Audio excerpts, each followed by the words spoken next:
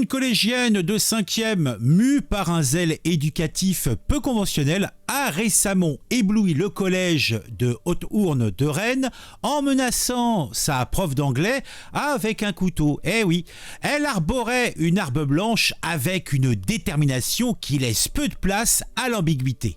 La jeune apprentie de 11 ou 12 ans aurait expressément exprimé son désir de s'affirmer, inspiré selon ses dires par un épisode notoire comme à Arras. Alors, on voit très bien de quoi elle veut parler. L'établissement a rapidement calmé cette ardeur pédagogique singulière et les cours ont été suspendus, offrant ainsi à tous les élèves une pause improvisée dans leur quête inlassable de connaissances. On va s'intéresser à tout ça tout de suite.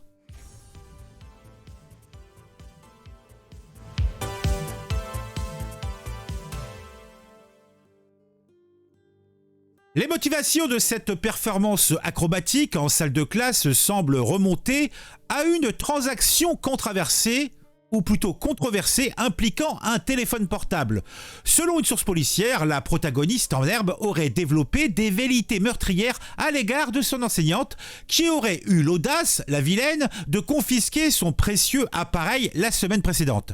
Les parents de cette prodige de la contrebande téléphonique, des réfugiés mongols paisibles en situation régulière, ne semblent pas figurer sur la liste des habitués des services de renseignement de notre État souverain. L'événement a naturellement déclenché une réaction en chaîne de protocole d'urgence. Une enquête criminelle, entre guillemets, dirigée par la Sûreté départementale de Rennes, a été déclenchée. Et l'adolescente se trouve actuellement en retenue, entre guillemets, un terme qui évoque involontairement une scène de retenue classique, mais dans un contexte moins festif que celui de la fiction adolescente habituelle que l'on peut voir dans les téléfilms américains. On attend avec impatience la prochaine communication, entre guillemets, là encore, du parquet de Rennes, car, comme on le sait, rien ne vaut une touche de suspense dans les récits d'un drame éducatif, car cela est un drame éducatif. T'as mais sérieux, t'as une gamine qui, tranquillou, elle vient en classe, elle veut planter sa maîtresse. Pourquoi ? Parce qu'elle veut faire comme Arras. Alors, est-ce qu'elle s'est fait manipuler la tête parce qu'elle a entendu à la radio, par les discussions avec des collègues ? En fait, j'en sais rien. Et cela ne m'intéresse point. Mais c'est dramatique. On va jeter un petit coup d'œil quand même dans l'article, voir les éléments essentiels qu'on peut en retirer. Mais bon, je vous ai dit à peu près l'essentiel, comme je le dis. Alors, attendez, tiens, je vais peut-être agrandir un petit peu parce que vous risquez de ne pas voir grand-chose. Voilà. Donc c'est une élève de 5e qui a 11 ans, 12 ans, et ça se passe au collège de Haute-Hourne à Rennes, dans l'Ille-et-Vilaine.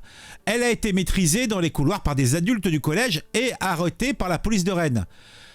Qu'est-ce qu'on peut avoir d'autre comme information ? Comme je vous l'ai dit, elle a entre 11 et 12 ans, elle est d'origine mongole et elle est arrivée dans l'établissement à la rentrée septembre. Donc, ça fait même pas 6 mois qu'elle est là, donc ils ont dû arriver en France il y a peu.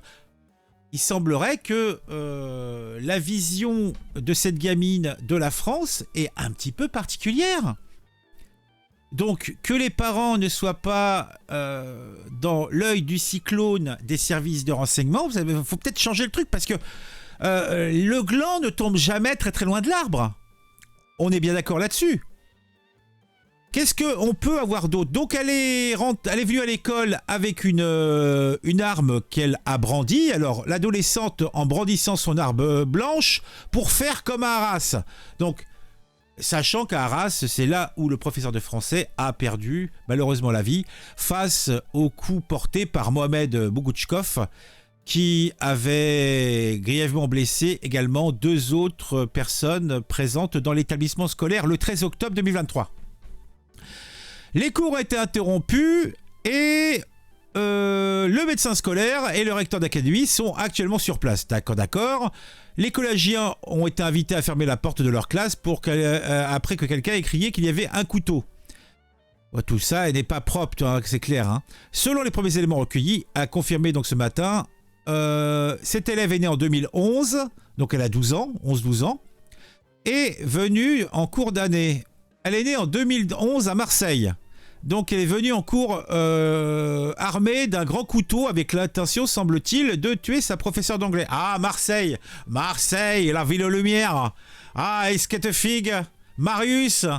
Ah, la maison de ma mère, Pagnol, sur les hauteurs de... dans la Garrigue. Ah bon, on en est loin de la Garrigue, hein. On en est très très loin, hein. Qu'est-ce qu'on peut dire d'autre? Pendant le cours en classe, elle a brandi un couteau vers la victime qui s'est enfuie en courant. Elle a laissé... Là par contre, c'est le manque de rigueur de cette professeure. Attendez, elle a laissé un enfant avec un couteau dans la main avec tous les autres enfants dans la classe. Cela aurait pu être une hécatombe. Elle aurait dû, c'est son rôle, se sacrifier en se jetant sur la lame pour empêcher... qu'elle puisse ébouriffer les touffes blondes, brunes, crépues des autres enfants. Incroyable. J'espère que la vilaine va être sanctionnée avec la plus grande vigueur. Alors, la gamine l'aurait suivie avant d'être désarmée par le personnel de l'établissement. Il n'y a pas de blessés. Selon une source policière, la jeune fille en voulait à l'enseignante qui lui avait confisqué son téléphone portable la semaine dernière. Elle aurait donc prémédité son geste.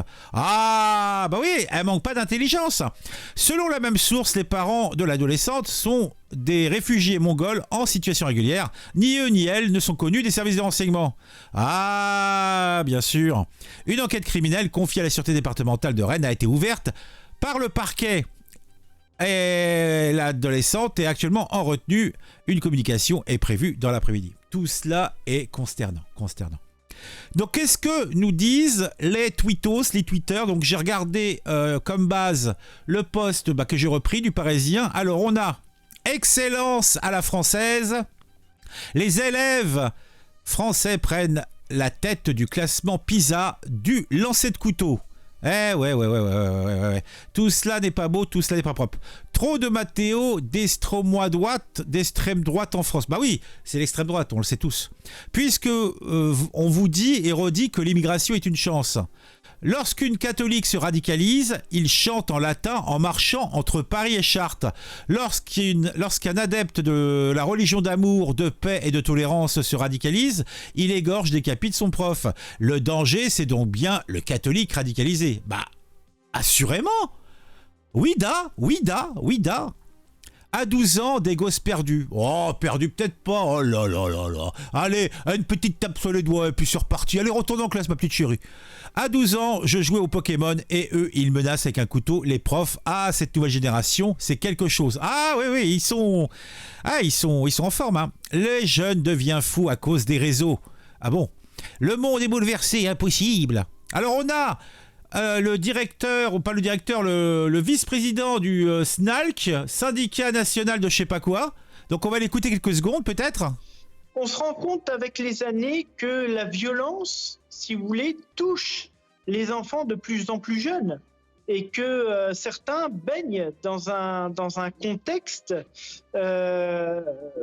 qui parfois peut surprendre, qui parfois peut choquer. Après, je n'ai pas plus d'éléments, hein.